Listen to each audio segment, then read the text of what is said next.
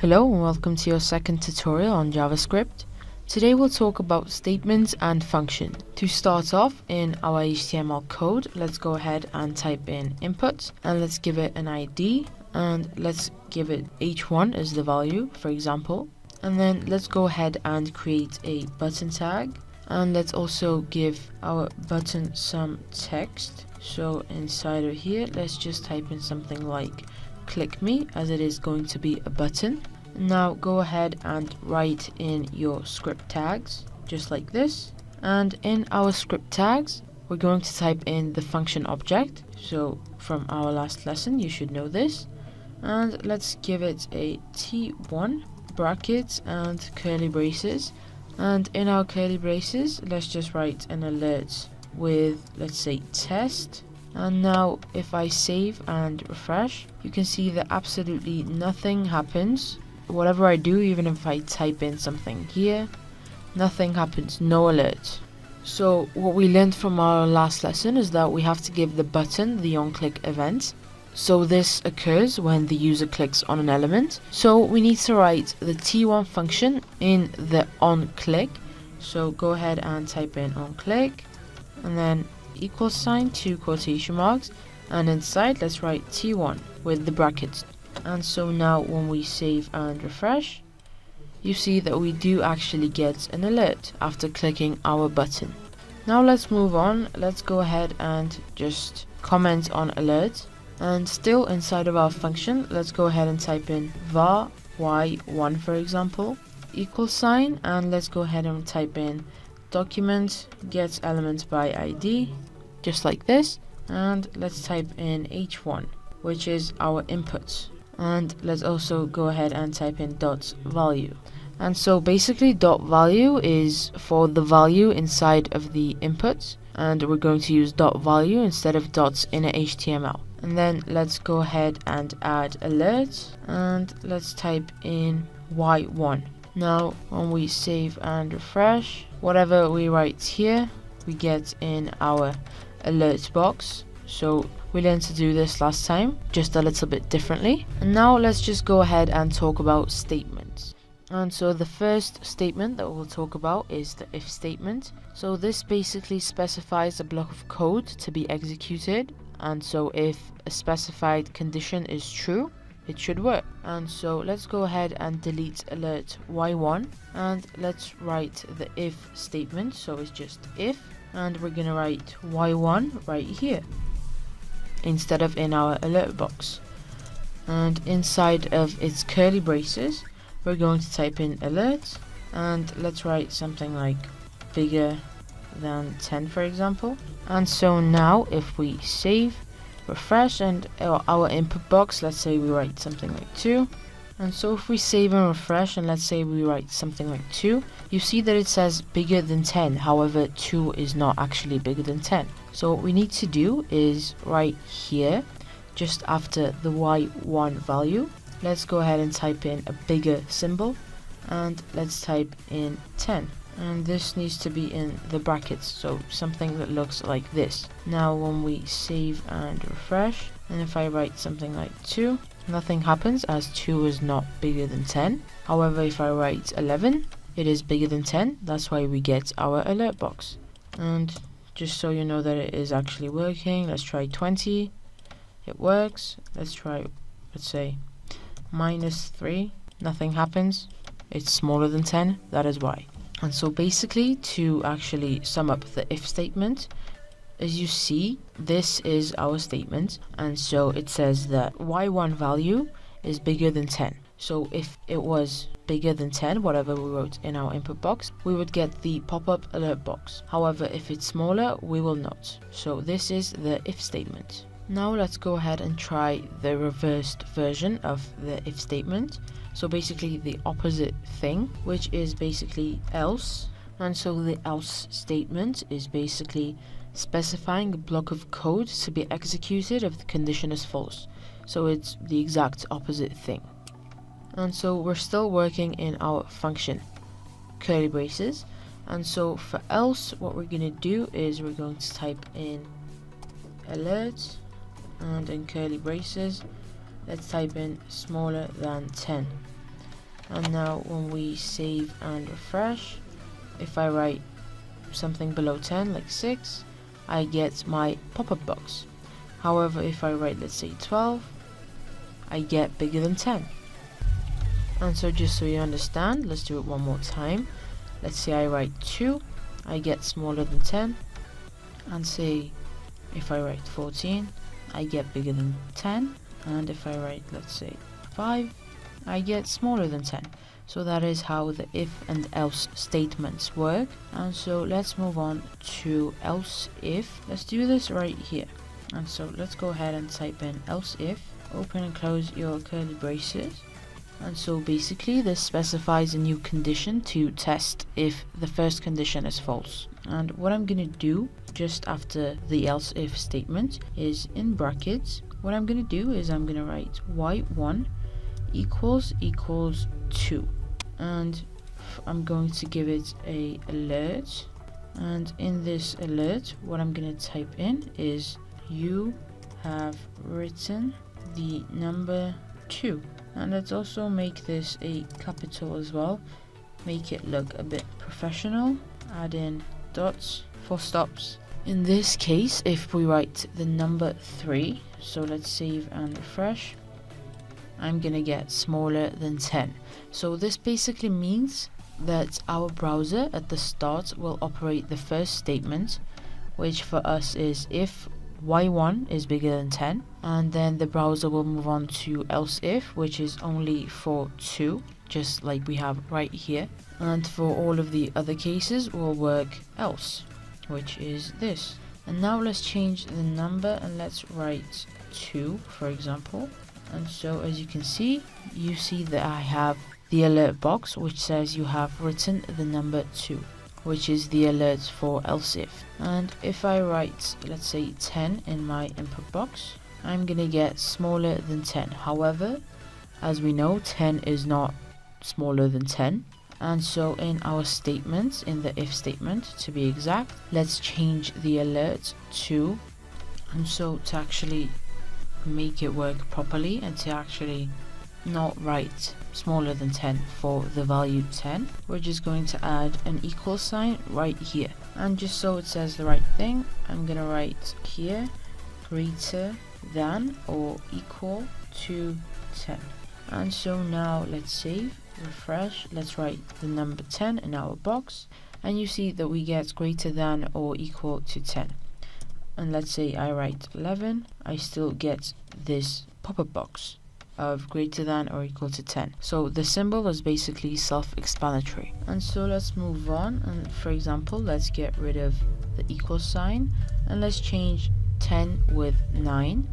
And now if I save, refresh, if I write 9, I'll get smaller than 10. And if we want, and if we write 10, we'll get greater than or equal to 10, which actually works better. And now let's say we have a problem where you can only put in a number which is in the range of 100, and if a wrong number is put in the input box, we'll get an alert. And so we need to have an alert which is something in the lines of 1 to 100 digits. So 1 to 100 range equals number is right. And also we need an alert for where the field is left empty. So if this field is empty and you click on click me, it says smaller than 10. However, we need a different alert for this. And to get what we want, what we have to do is just get rid of all of our old statements, just like I've done right here. And we're going to make some new statements to solve our problem. And so the first statement that we're going to write is the if statement once again. And we're going to give it its brackets. And what we're going to write is we're going to write y1 is bigger than 100. So we're doing this in the 1 to 100 range, just like I mentioned. And then we're going to write something new, which is these two lines, which are actually meaning or, so this or that. And let's continue with writing y1 smaller than 1, and let's insert these two or lines again. And as we don't want there to be, and what we're going to do, we're going to write is NaN, which stands for not a number. So if it is not a number, and in these brackets we're gonna write y1, and we're gonna open our curly braces. And so go ahead and write this alert, and I have written alert incorrect entry. You can write anything that you want in this area. And now when we save and refresh our page, and let's say I write something like 67, I will not get an alert as it is in the 1 to 100 range. And now if I write, let's say 145, I get the alert which says incorrect entry, as it is an incorrect entry. It is not in the 1 to 100 range. And also we also wanted to get rid of the smaller than 10 option if we clicked on click me without having written anything in this area. And now if I leave it empty and I click on click me, you see that I still get my incorrect entry, which is what we actually wanted. And now let's move on. And also, as you saw, if I even enter the right option, I don't get anything. And so let's change this. Let's go ahead and write in a statement. And what we're going to do is we're going to write a else statement. Open your curly braces, and what I'm going to write inside is document dot get element by ID, and in its brackets I'm going to write D1. And so as you see, I still don't have a D1 anywhere on in my code. And so what we're going to do is we're also going to make a div. However, before writing this, type in inner HTML which equals to correct entry or whatever you've written. And in our HTML right here, let's go ahead and create a div and then ID,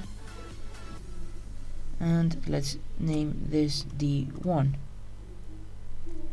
And you can go ahead and close your div.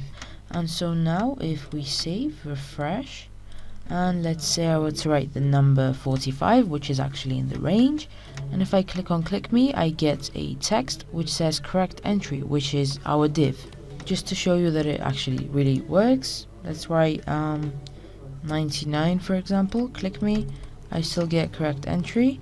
And if I write 123, which is not in the range, I get incorrect entry. So it works perfectly fine. Let's move on. We can also go ahead and add in some design to this using CSS, and go ahead and write in your style tags. And when you're ready, let's add in a hashtag, as it is ID.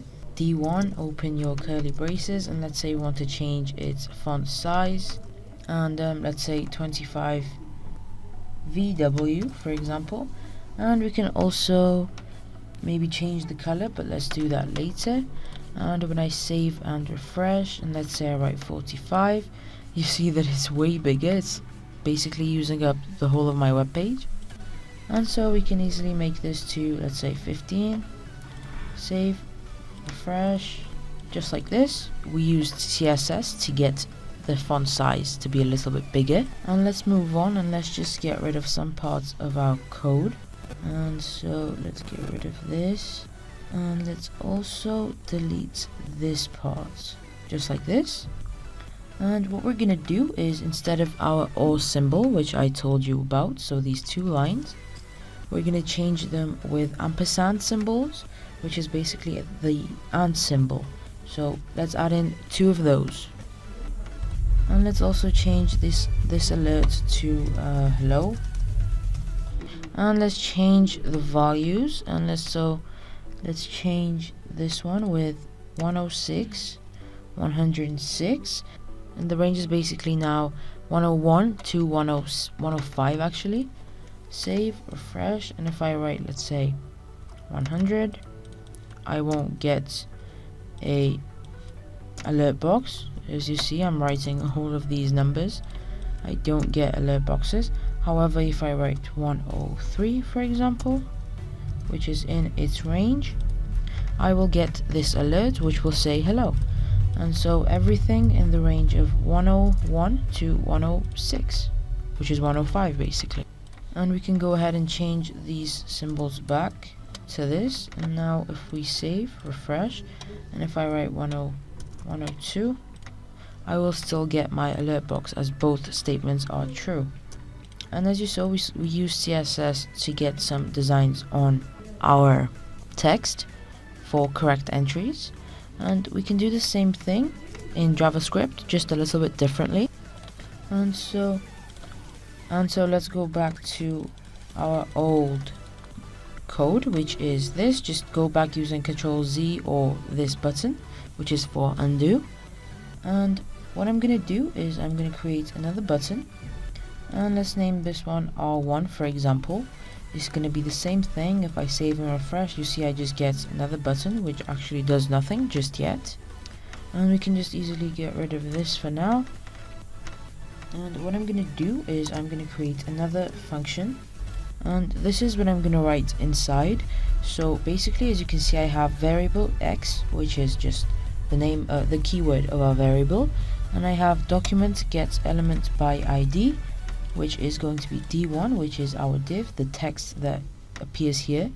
And I've added in x style, which is our keyword, so the style of the text, and its font size will be 25 pixels, and x style color, so the keywords, so x's color will be red. So if I write something in the range like 36, I click on click me, I get correct entry. And now we use this function, and so we have to put in our R1 right here to have it working. So R1, and now save, refresh, and if I click on this, you see that it gets red with 15 pixels, and let's make this, let's say 45 pixels, which is really big. And here we go, we have our red with our bigger font size. And so yeah, that was all that I had prepared for today. Thank you.